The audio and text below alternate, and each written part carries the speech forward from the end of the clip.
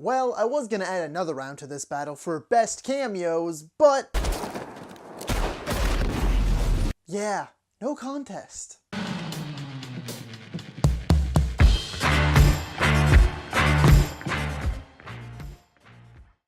Hello ladies and gentlemen and movie lovers of all kind, and welcome back to another Cinema Showdown Sunday, and for today we are going to be pitting two of today's best working directors against one another with Quentin Tarantino versus Martin Scorsese. Round one is going to be their top 3 films.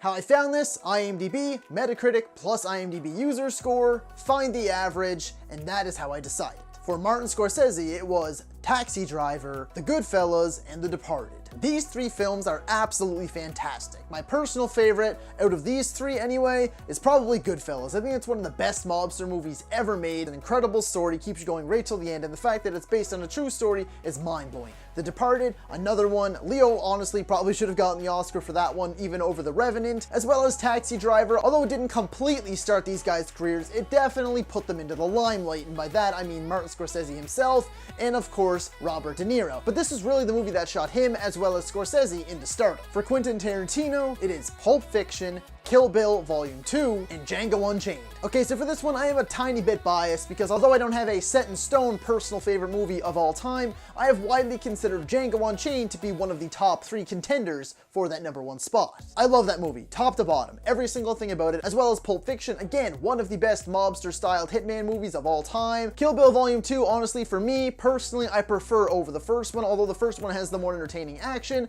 I find I'm just much more invested by the time the second one comes around, so I have to agree with critics in that one. I would more likely choose all 3 movies in Scorsese over the other 2 Tarantino movies, just not Django. I'm going to have to give round 1 to Martin Scorsese.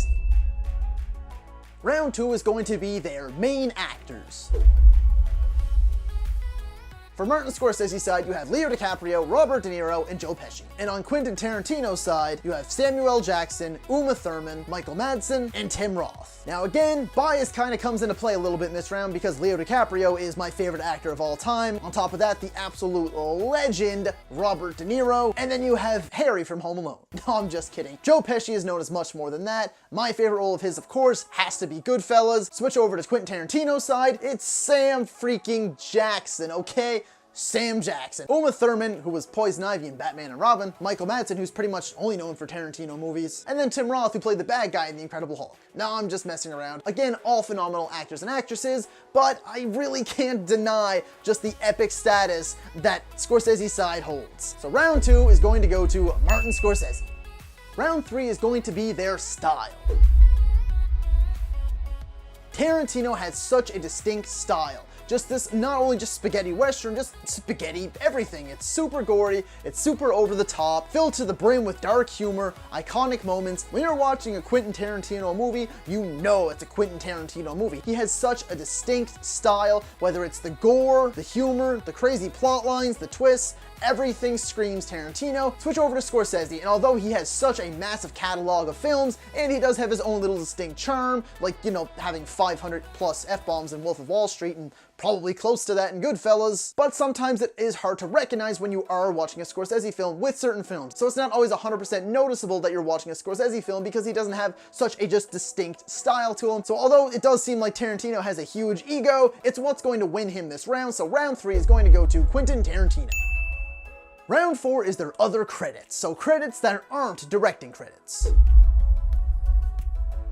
Tarantino has a slew of writing credits. Almost every movie that he has made, if not every movie he has made, he has written himself. As well as acting, he has quite a few acting credits, some of them just small cameos like his one in Django Unchained, and other more major roles like in Reservoir Dogs, as well as From Dusk Till Dawn. Switch over to Scorsese's side, he does do quite a few screenplays as well as a ton of producing credits, but anything that isn't his own work isn't completely notable. He's done a few things to help promote Robert De Niro, he created the show Vinyl, but aside from that, he really doesn't have anything major and notable to write home about, whereas Scorsese just does the screenplays for his films, and Tarantino does absolutely every bit of writing for most of his films. I'm gonna have to give round 4 to Quentin Tarantino.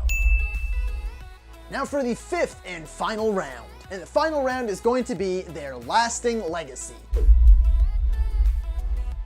After these men are done with Hollywood, what have they left behind them that we can look back on and say, yep, he was the best. I'm gonna start with Quentin Tarantino because his film is higher than any of the films that Martin Scorsese has on IMDb's top 250 of all time, and that is Pulp Fiction, currently sitting in the number 8 spot. With Quentin Tarantino leaving, not only is he going to be leaving Pulp Fiction in that number 8 spot, he will also be leaving his distinct stylistic choices behind, and one of my personal favorite films of all time, Django Unchained, as well as some of his other epics like Kill Bill Volume 1 and 2, Reservoir Dogs, The Hateful Eight, Inglourious Bastards, and the soon-to-come and hopefully good Once Upon a Time in Hollywood. Switch over to Scorsese's side, and again, this is a super tough one. Although he doesn't have anything above Pulp Fiction, he does still have quite a few in that top 250. One of the greatest gangster movies of all time, Goodfellas, and other well-regarded prestigious films such as Taxi Driver, Raging Bull, Casino, The Departed, Shutter Island, Wolf of Wall Street, and so many others. Not to mention, his legacy already kind of stands for itself. He has movies dated way back to the 70s that are still studied and brought up in daily conversation today. What it really boiled down to for me for this round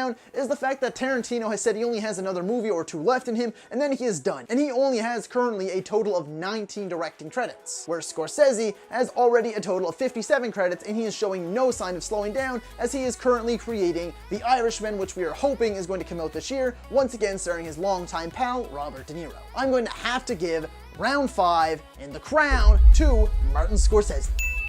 So if you like this video, be sure to like, subscribe, and comment. Let me know who you thought should have won the Cinema Showdown Sunday, and be sure to suggest what you would like to see for the next one. And be sure to check me out on social media. I'm on Facebook, Twitter, and Instagram. Links will be in the description and at the end of the video. And as always, thank you so much for watching, and that's a wrap.